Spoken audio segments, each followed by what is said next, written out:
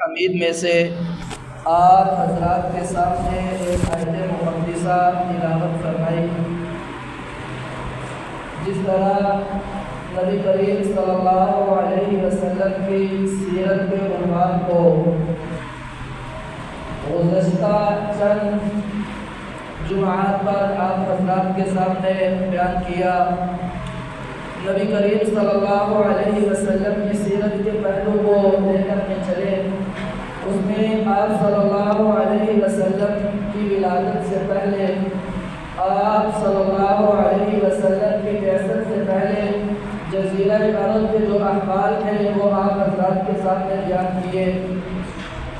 اسی طرح نبی کریم صلی اللہ علیہ وسلم کی ولادت باسعادت، اس کو آپ حضرات کے سامنے بیان کیا۔ اسی طرح نبی کریم صلی اللہ علیہ وسلم کی مدت رضاعت، اسی طرح آپ صلی اللہ علیہ وسلم نے بچپن کس طرح سے گزارا، آپ صلی اللہ علیہ وسلم کی جوانی کیسی تھی، آپ صلی اللہ علیہ وسلم کی 25 سال کی عمر میں حضرت خدیجہ رضی اللہ تعالی عنہ سے نکاح، تو آپ صلی اللہ علیہ وسلم کا نکاح ہوا حضرت خدیجہ رضی اللہ تعالی عنہ سے۔ آپ صلی اللہ علیہ وسلم کی عمر اس وقت 25 سال تھی اور بی بی خدیجہ رضی اللہ تعالی عنہ کی عمر اس وقت 40 سال تھی۔ تو آپ صلی اللہ علیہ وسلم کا نکاح حضرت خدیجہ رضی اللہ تعالی عنہ سے ہوا، اور نکاح کا جو خطبہ آپ کے چچا ابو طالب نے پڑھا، اور اسی طرح پھر اس کے بعد ورقہ بن نوفل جو حضرت خدیجہ رضی اللہ تعالی عنہ کا چچا زاد تھا اور ولایت کتاب کا بہت بڑا عالم تھا، اس نے نبی کریم صلی اللہ علیہ وسلم کی شان میں، نبی کریم صلی اللہ علیہ وسلم کی تعریف میں دوسرا خطبہ پڑھا۔ تو اب جب آپ صلی اللہ علیہ وسلم کا نکاح ہوا تو آپ صلی اللہ علیہ وسلم حضرت خدیجہ رضی اللہ تعالی عنہ کے ساتھ اپنے ازواجی زندگی کا آغاز کیا۔ وقت گزرتا گیا، آپ صلی اللہ علیہ وسلم اب 40 سال کے جب قریب پہنچے تو آپ صلی اللہ علیہ وسلم کی زندگی میں رویت صادقہ کا ایک دور شروع ہوا کہ آپ صلی اللہ علیہ وسلم کو خواب آنے شروع ہوئے کہ جو خواب آپ صلی اللہ علیہ وسلم دیکھتے آئیں حقیقت اس حقیقت میں بدل جاتا۔ تو آپ صلی اللہ علیہ وسلم کی زندگی میں یہ رویت صادقہ کا ایک دور شروع ہوا۔ اب آپ صلی اللہ علیہ وسلم 40 سال کے قریب پہنچے تو اس سے پہلے رویت صادقہ، اسی طرح آپ صلی اللہ علیہ وسلم فرماتے ہیں کہ جب میں کسی درخت کے پاس سے گزرتا تو مجھے اس طرح سے آواز سنائی دیتی کہ جس طرح مجھ پر کوئی سلام پیش کر رہا ہے، اور میں کھڑا ہو کر کے دیکھتا، دائیں بائیں مجھے کچھ نظر نہ آتا، پھر میں تھوڑا سا آگے چلتا، کسی دوسرے درخت کے پاس سے گزرتا تو اس طرح پھر میرے کانوں میں یہ آواز آتی کہ جس طرح کہ مجھ پر کوئی سلام پیش کر رہا ہے۔ اب آپ صلی اللہ علیہ وسلم کی عمر 40 سال کے قریب ہے اور نبوت ملنے کے قریب یہ دور ہے۔ پھر نبی کریم صلی اللہ علیہ وسلم کی طبیعت میں خلوت پیدا ہونے لگی، تنہائی میں رہنا، تنہائی میں اللہ تعالیٰ کی عبادت کرنا، لوگوں سے دور رہ کر اللہ تعالیٰ کا ذکر کرنا۔ اب نبی کریم صلی اللہ علیہ وسلم نے تنہائی میں عبادت کرنے کے لیے جس جگہ کا انتخاب کیا وہ غار حرا۔ غار حرا میں آپ صلی اللہ علیہ وسلم جاتے اور وہاں پر بیٹھ کر کے اللہ تعالیٰ کی عبادت کرتے۔ پہلے ابتدا میں آپ صلی اللہ علیہ وسلم صبح کے وقت میں جاتے، غار حرا میں بیٹھ کر اللہ تعالیٰ کا ذکر کرتے، تنہائی میں بیٹھ کر اللہ تعالیٰ کی عبادت کرتے۔ پھر اسی طرح 2 دن 3 دن یہاں تک کہ نبی کریم صلی اللہ علیہ وسلم فرماتے ہیں کہ میں بی بی خدیجہ رضی اللہ تعالی عنہ سے 3 دن کا، کبھی 1 ہفتے کا سامان، کچھ کھجوریں، کچھ ستو، کچھ پانی وغیرہ ساتھ لے جاتا اور ایک ہفتہ تک غار حرا میں بیٹھ کر کے عبادت کرتا کہ مکہ سے دور غار حرا میں بیٹھتے اور جا کر کے اللہ تعالیٰ کی عبادت کرتے۔ خلوت کی طرف آپ صلی اللہ علیہ وسلم کا ذہن جانے لگا۔ یہ آپ صلی اللہ علیہ وسلم کو نبوت دینے سے پہلے اللہ تعالیٰ آپ صلی اللہ علیہ وسلم کی تربیت فرما رہے ہیں۔ پھر جب آپ صلی اللہ علیہ وسلم ایک ہفتہ عبادات کرتے اور اس کے بعد جب مکہ میں تشریف لاتے تو آ کر کے لوگوں کے احوال دیکھتے کہ جس کسی کو کوئی پریشانی ہوتی اس کی پریشانی کو حل کرتے، کسی نے امانت رکھوانی ہوتی آپ اس کی امانت لے کر کے اپنے پاس رکھتے، کوئی پریشان ہوتا اس کی پریشانی کو آپ حل کرتے کہ اللہ تعالیٰ کی عبادات بھی کر رہے ہیں اور لوگوں کی پریشانیوں کو بھی حل کر رہے ہیں۔ ابھی تک نبوت ملی نہیں، یہ زمانہ نبوت کے قریب کا زمانہ ہے، 40 سال کے قریب آپ صلی اللہ علیہ وسلم کی عمر ہے۔ ایک مرتبہ آپ صلی اللہ علیہ وسلم غار حرا سے عبادت کر کے مکہ میں تشریف لائے۔ مکہ میں جب داخل ہوئے تو آپ صلی اللہ علیہ وسلم نے ایک قبیلے والے کو دیکھا، کچھ لوگوں کو دیکھا کہ ان کے پاس کھانے کے لیے سامان موجود نہیں، ان کے پاس پہننے کے لیے بدن پر پہننے کے لیے کپڑے موجود نہیں ہیں، ان کے بچے بھوک کی وجہ سے بلک رہے ہیں،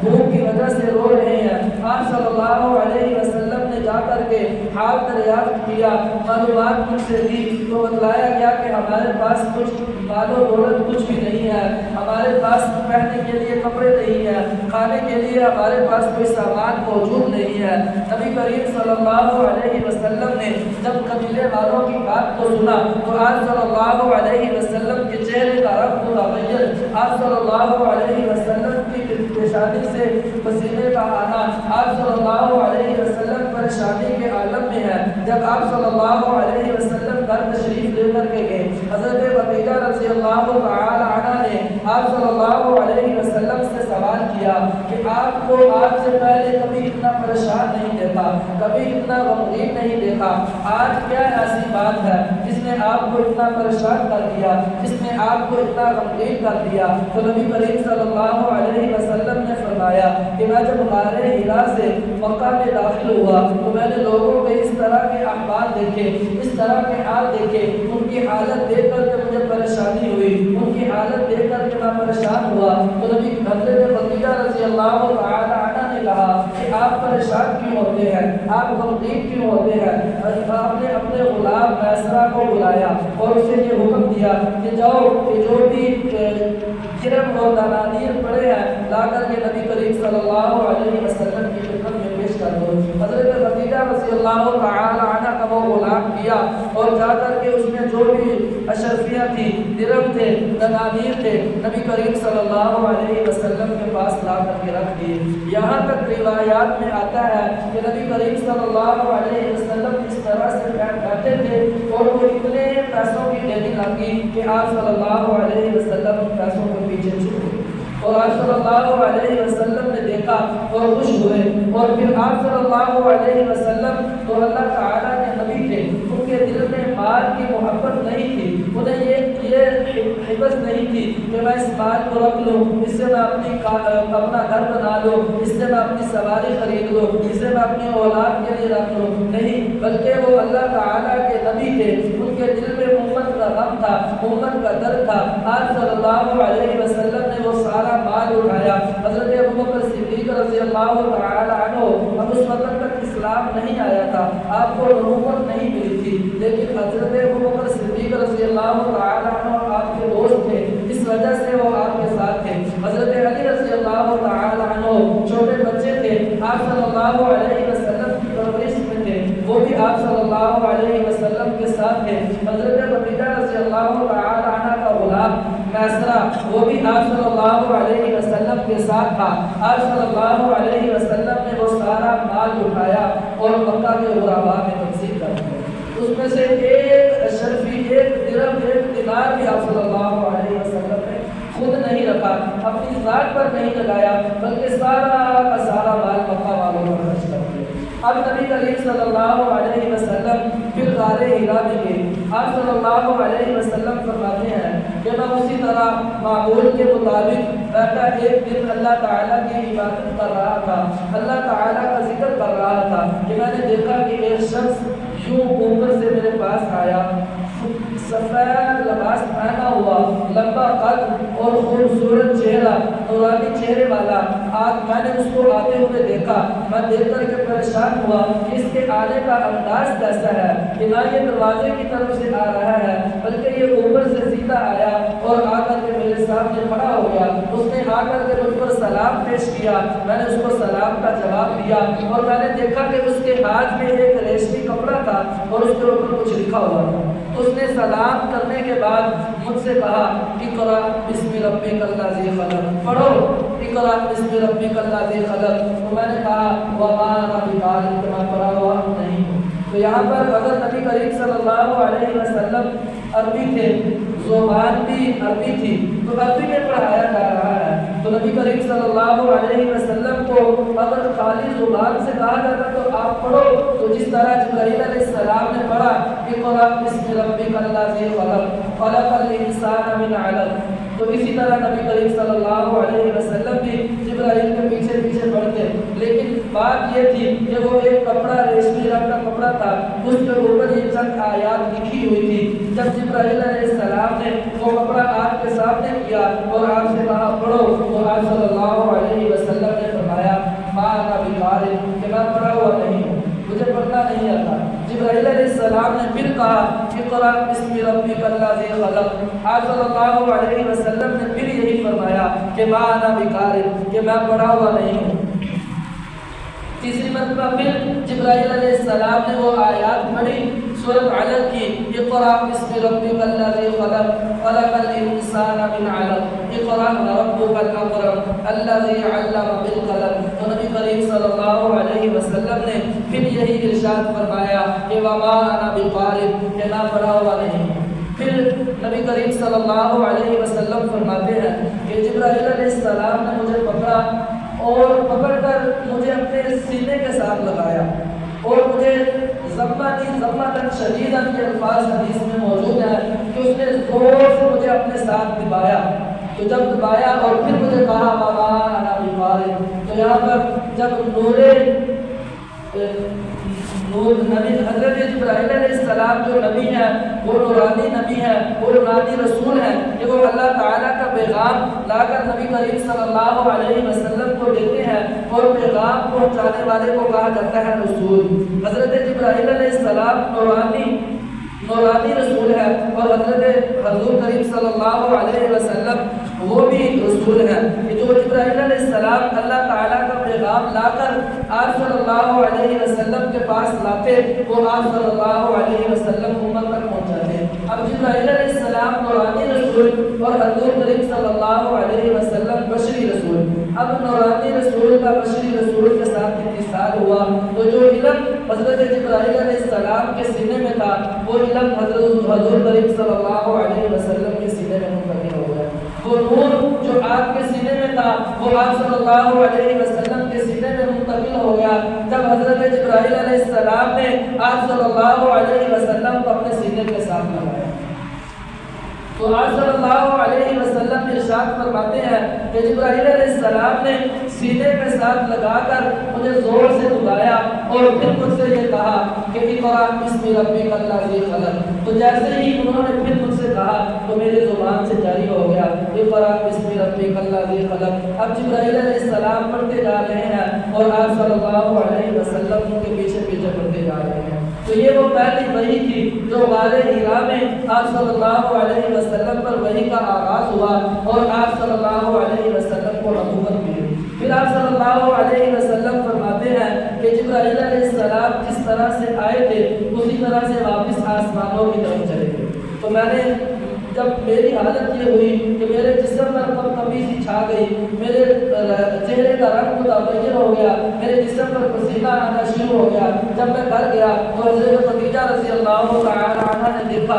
دیکھ کر کے پریشان ہوئی کہ یا رسول اللہ یہ کیا حال ہے، یہ آپ کی کیسی حالت ہوئی کہ آپ کے جسم پر کبھی سی تاری ہے۔ ان کو پریشان ہوئی، آپ صلی اللہ علیہ وسلم کو چارپائی پر لٹا دیا، اوپر چادر کروا دی۔ تو آپ صلی اللہ علیہ وسلم کچھ دیر تک اسی طرح سے لیٹے رہے اور اس کے بعد حضرت خدیجہ رضی اللہ تعالی عنہ جب آپ کی تھوڑی سی طبیعت سنبھلی تو حضرت خدیجہ رضی اللہ تعالی عنہ نے پوچھا کہ آج یہ کیا معاملہ ہوا کہ اس سے پہلے آپ کی کبھی ایسی حالت نہیں دیکھی جیسی آج تھی۔ تو حضرت آپ صلی اللہ علیہ وسلم نے بتلایا کہ یہ معاملہ تو مجھے بھی نہیں پتا۔ آپ صلی اللہ علیہ وسلم نے ساری بات حضرت خدیجہ رضی اللہ تعالی عنہ کو بتائی، اور حضرت خدیجہ رضی اللہ تعالی عنہ نے کہا کہ میرا ایک چچا زاد بھائی ورقہ بن نوفل جو کہ بہت بڑا راہب ہے، بہت بڑا قرآن کا عالم ہے، اس کے پاس علم ہے، میں آپ کو اس کے پاس لے کر کے جاتی ہوں، وہ ہمیں اس بات کا ضرور کوئی نہ کوئی حل بتائے۔